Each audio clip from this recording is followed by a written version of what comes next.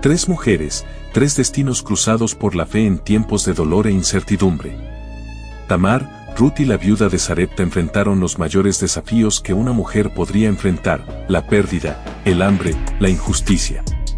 En un mundo implacable, donde la supervivencia depende de decisiones estimulantes, estas mujeres se atrevieron a desafiar las reglas y abrazar lo imposible. Tamar, traicionada y condenada, encontró una salida para asegurar su futuro. Ruth, extranjera, arriesgó todo por amor y lealtad. Y la viuda de Sarepta, a punto de perder a su hijo, confió en el milagro. Estas no son solo historias de superación. Son lecciones de vida. Lecciones de fe, coraje y persistencia, que han atravesado los siglos y todavía hablan a nuestros corazones hoy. ¿Estás preparado para descubrir cómo su destino puede impactar el tuyo? Antes de sumergirnos en estas increíbles historias, deja tu like, suscríbete al canal y activa la campanita. Así, seguirás todas las historias que tenemos aquí, aprenderás de ellas y no perderás ninguna de las poderosas lecciones que aún están por venir. Y claro, deja también tu comentario, queremos saber qué piensas. Tamar, Judá, alrededor del 1900 a.C. En la sombra de las colinas de Judá, la vida pulsaba en un ritmo crudo, casi primitivo. En una sociedad donde el nombre de la familia significaba supervivencia, Tamar se vio enredada en una red de pérdidas e injusticias. Casada con el hijo primogénito de Judá, Tamar creía que su vida seguiría el curso normal: matrimonio, hijos y una posición respetable en la línea de la tribu de Judá. Pero marcado por la desobediencia y la corrupción, fue retirado del mundo por la mano de Dios. Tamar quedó viuda, sin hijos, en una cultura donde una viuda sin herencia o hijos era casi invisible. El dolor de Tamar no era solo emocional. En esa época, una mujer sin marido o hijos estaba a merced del destino, condenada a la pobreza o a la marginación. La ley del levirato dictaba que el hermano del fallecido tomara a la viuda como esposa, asegurando la continuidad del nombre del difunto. Así, Tamar fue entregada en matrimonio a Onán, el hermano menor de Pero Onán, con egoísmo y crueldad, se negó a generar hijos con Tamar, frustrando deliberadamente el plan de perpetuar el nombre de Él también encontró su fin a manos del destino. Tamar, ahora viuda por segunda vez, enfrentaba el abismo de la exclusión. Los días en Judá eran intensos, marcados por las tradiciones y costumbres tribales. El año era el 1900 a.C., y los descendientes de Abraham, como la tribu de Judá, todavía estaban en su fase inicial, tratando de establecer sus raíces en la tierra prometida. Eran tiempos duros, donde la línea masculina lo era todo, y las mujeres, muchas veces, solo una pieza en el juego de sucesión familiar. Judá, temiendo perder también a su hijo menor, Selah, prometió que Tamar esperaría hasta que él tuviera edad para casarse. Pero el tiempo pasó, y la promesa fue olvidada. Tamar, aislada y privada de derechos, tomó una decisión que cambiaría su destino. Se disfrazó de prostituta y organizó un encuentro con el propio Judá, su suegro, asegurando para sí lo que le correspondía por derecho: la continuidad de la línea genealógica.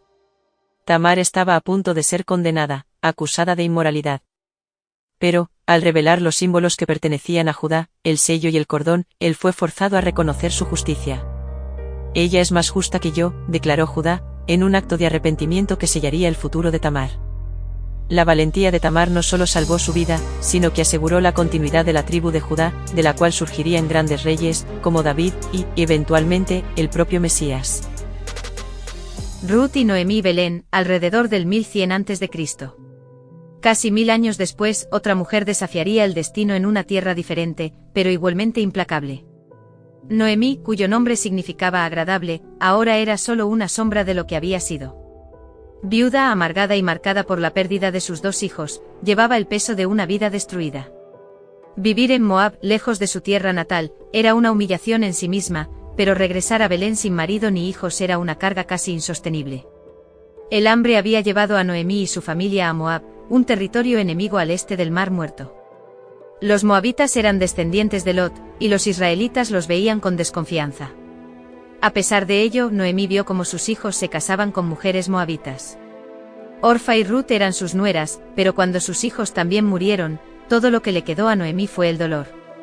Decidió regresar a Belén desolada, y liberó a sus nueras para que hicieran lo mismo.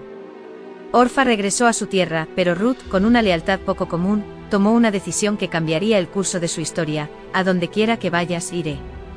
Tu pueblo será mi pueblo, y tu Dios será mi Dios. Estas palabras resonaron como una declaración de fe, un vínculo que trascendía las barreras culturales y religiosas. Ruth era una extranjera, una moabita, en una época en que los israelitas veían a los moabitas como enemigos.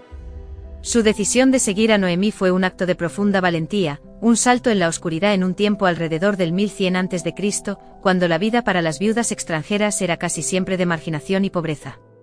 Al llegar a Belén, Ruth asumió el papel de proveedora, recolectando espigas en los campos de Booz, un pariente lejano de Noemí. Era la época de la cosecha de cebada, y se permitía a los pobres recoger los granos que los segadores dejaban atrás. Ruth, en su simplicidad, llamó la atención de Booz, quien quedó impresionado por su dedicación a su suegra. Él la protegió y eventualmente aceptó el papel de redentor, casándose con ella y rescatando el honor de la familia de Noemí. Al igual que Tamar, Ruth se convertiría en parte de la línea genealógica que llevaría al gran rey David y eventualmente al Mesías.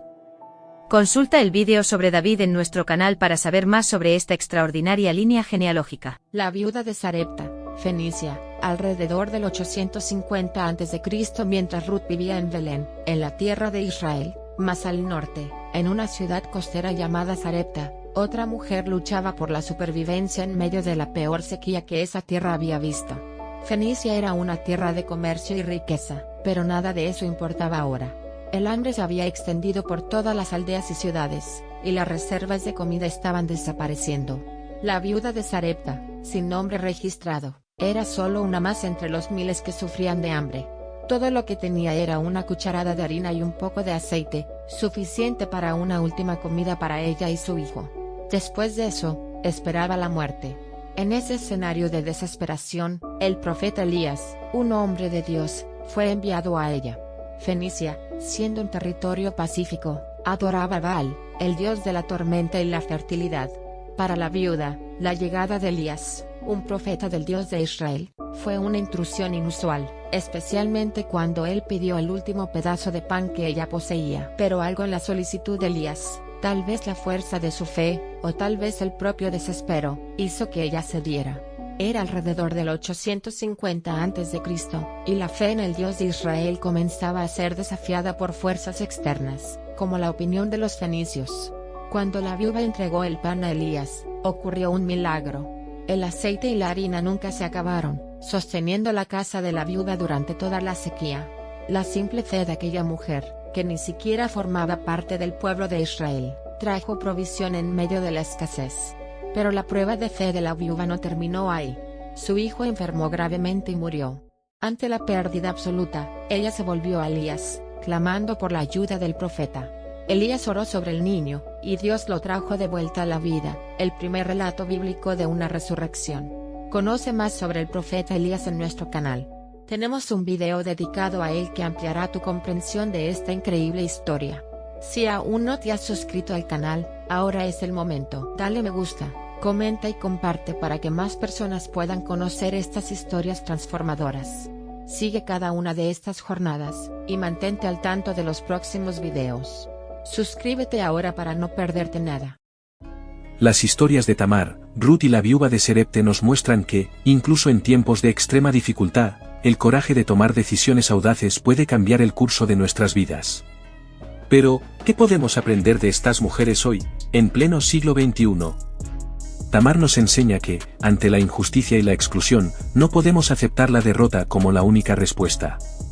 Al igual que ella, cuando enfrentamos situaciones aparentemente sin salida, es necesario buscar alternativas, incluso si estas alternativas desafían las normas establecidas.